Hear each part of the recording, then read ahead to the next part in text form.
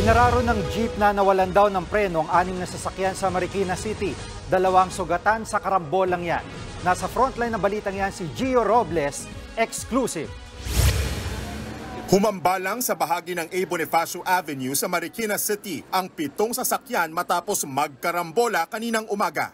Nangyari yan matapos araruhin ng isang jeep ang isang van, kotse, pick-up, 2 motorsiklo at isang tricycle. Sa lakas ng impact na balian sa katawan ang isang driver na naipit sa minamanehong tricycle. Sugatan din ang driver ng L300 van. Agad silang isinugod sa kalapit na Amang Rodriguez Memorial Medical Center. Ayon sa tsuper ng jeep na si Remy Ortilio, bumabiyahe siya sa rutang Cubao-Silangan nang magkaaberya ang kanyang sasakyan. Pumutok yung flexibulos ko sa preno sa harap. Kaya nagkaroon ng wala akong brake. Iniwasan daw ng jeep ang mataong sidewalk kaya tinumbok niya mga sasakyan sa harap niya. Nag-engine brake ako kaagad, kaso lang hindi na talaga kinaya at saka naka-handbrake din ako. Desidido naman ang delivery rider na ito na sampahan ng reklamo ang tsuper ng jeep. Bukod sa nasirang motorsiklo, nawasak rin kasi ang karamihan sa parcel na i-deliver nito.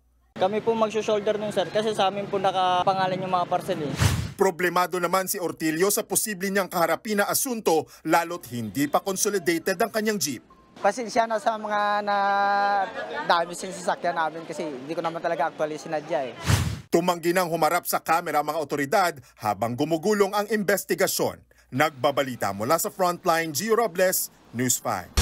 Mga kapatid, Lucy Cruz Valdez po, maging maalam at may pakialam sa mga napapanahong balita sa bansa.